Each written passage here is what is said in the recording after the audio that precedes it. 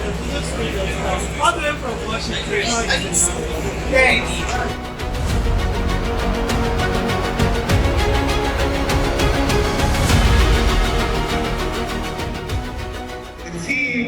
The corporate governance, and the whole of it.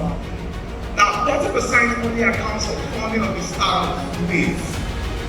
Now, this is where the African Startup Festival comes into place. Now, it is here to do two things. The first is that it's meant to be a ground for learning. Now, over the next few hours, a lot of speakers are going to climb the stage. And I want to assure you one thing. The criteria for choosing the speaker wasn't the most popular on Twitter. Neither was it the most popular speakers on Instagram or on TechAbout. No, but the ones doing the work. And I want you to have an open mindset because they're going to touch on various topics from funding to investment to media to governance and the whole of them. And I want to assure you that we pick the best of the best to speak on these topics. Now, secondly, is the African Startup Festival is going to do a major thing too, which is serve as a ground for networking and serve as a ground for partnerships. Now, one thing we try to do is to get the right people in the right show.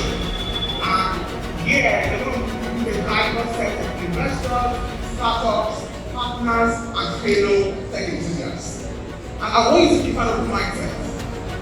So, success to us, the African Startup Festival organizers, I leave results day with one mindset. I'm ready for the next stage in my career. I'm ready for the next stage of growth. And that can only happen if you're here with the right mindset. So the African Startup Festival is meant to do three things. Number one, serve as a ground for networking. We have the viewing room up there, we have the panels there, we have the workshops there, and guess what? It's fully packed. And I want you to have an open mindset towards everything. Now, secondly, is that we have the matchmaking, where we work with investors and startups to connect them together. So we get to understand what you're building and what the tastes of our investors are, and then we connect the both of you.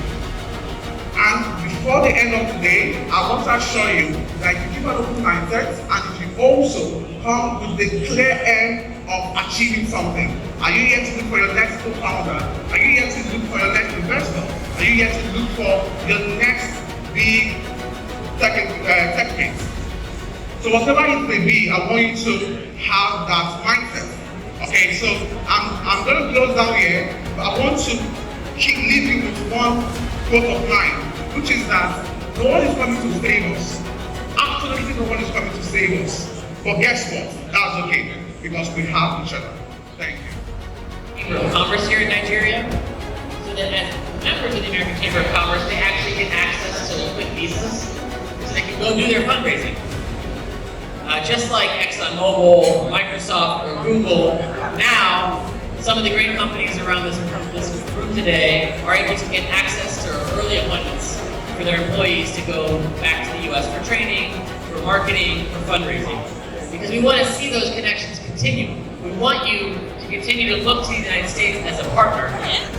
Because one, we believe deeply in this market. Two, the talent is here.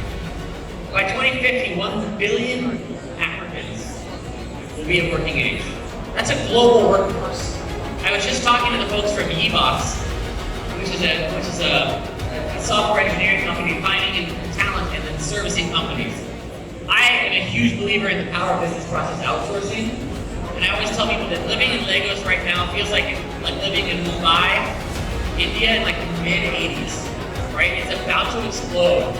And all the talented software engineers, developers that are in this room today, and that you represent the global workforce, and you can bring that talent to the world. I'm ajokeade. Yeah, nice to meet you. Me too. What do you do? I'm a software engineer. Whoa. Wow. What's the name of the company? Doom Academy. Doom Academy. Yeah. So you train?